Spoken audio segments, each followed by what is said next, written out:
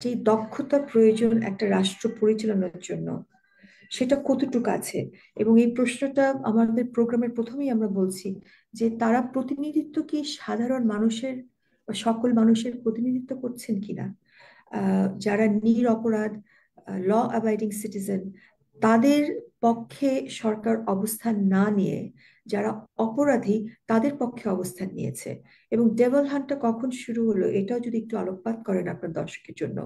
32 নম্বর ভেঙে দেওয়ার পরে যখন আপনার আহ গাজীপুরে, তাই না, লুটপাট করতে গিয়েছে সমন্বয়কদের নেতৃত্বে, সেটা যখন সাধারণ মানুষ, পুলিশ বা আর্মির সেখানে প্রোটেকশন ছিল না, যেমনটি ছিল না 32 নম্বরে, যখন সাধারণ মানুষ এই চুরি চামারি লুটপাটকে বাধা দিয়েছে, তখন সমন্বয়কারীরা কান্নাকাটি করে কমপ্লেন করেছে যে আমাদেরকে প্রোটেকশন দিতে হবে।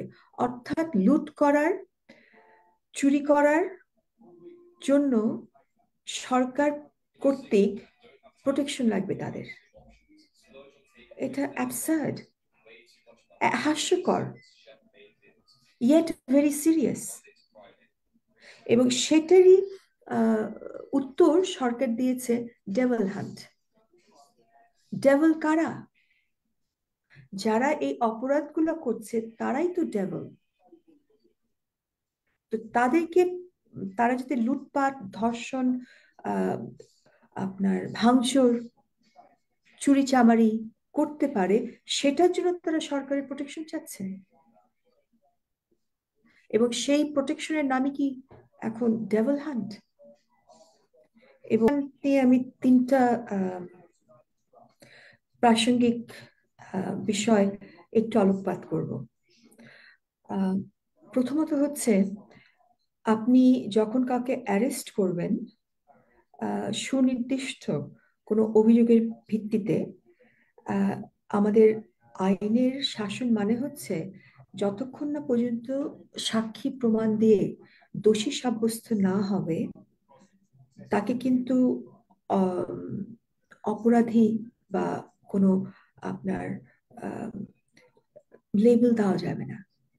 অর্থাৎ আমাদের কমন লর বেসিক প্রিন্সিপাল হচ্ছে ইনোসেন্ট আনটিল প্রুভেন গিলটি।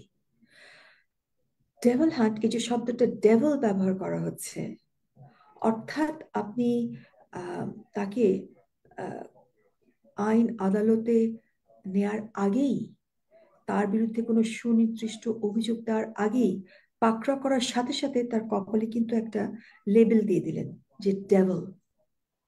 হ্যাঁ, এটা আম, একেবারে আইন, আমাদের আইন পরিপন্থী বললে ভুল হবে না। এবং এটার সাথে আমার মনে হয় যে মধ্যযুগে ইউরোপে এরকম উইচ হান্ট হতো। অর্থাৎ যারা শিক্ষিত নারীরা ছিল তাদের উপরে আপনার আম, তাদেরকে শুলে চড়ানো হতো, তাদেরকে পুড়িয়ে মারা হতো ডাইনি বলে। কারণ আহ, এই নারীদের উপরে, স্পেশালি যে নারীরা আহ, শিক্ষিত, আহ, এরকম আহ, নারী তাদের তাদের পছন্দ হতো না। এবং উইচ হান্ট শব্দটা এখনো ইংরেজিতে ব্যবহার করা হয়। এর অর্থই হচ্ছে যে ঢালাওভাবে আহ, পাকড়াও করা।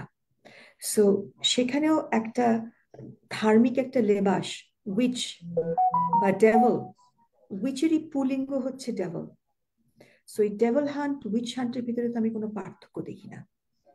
এবং এটা ওয়েপনাইজ করা হচ্ছে আহ, যারা সাধারণ মানুষ, যাদেরকে বলা হচ্ছে আওয়ামী লীগের দোসর। অর্থাৎ তারা হয়তো সরাসরি দলও করে না, কিন্তু তারা হচ্ছে হয়তো মুক্তিযুদ্ধের সপক্ষের মানুষ, তাদেরকে এইভাবে ধরে নেওয়া হচ্ছে। সো এই জায়গাটাকে আমার মনে হচ্ছে ওয়েপনাইজড করা হচ্ছে। আর অন্যদিকে যারা সত্যি ডেভিলিশ কাজ করছে, যারা প্রকাশ্যে নোটিশ দিয়ে চুরি ডাকাতি আহ, এবং আহ, গুরুতর অপরাধ করছে, লাস্ট যেটা আমার মনে হচ্ছে, যেমন সমন্বয়কারীরা যেই একটা খুব গুরুতর অপরাধ করেছেন, যে আমার দেশের যে রাষ্ট্রপতি, তিনি ব্যক্তি যেই হোক না কেন, উনি একটা সিম্বল রাষ্ট্রের। ওনার যে বৈধ কাজ শহীদ মিনারে, আহ, তার ওনার যে ডিউটি, সেই কাজ যাতে উনি করতে না পারে, তারা স্লোগান মিটিং করেছে, বাধা সৃষ্টি করেছে, এবং হুমকি হুঁশিয়ারি দিচ্ছে। এটা 123 ধারার পিনাল কোডের দণ্ডবিধির একটা অপরাধ, যেটা রাষ্ট্রদ্রোহী শামিল।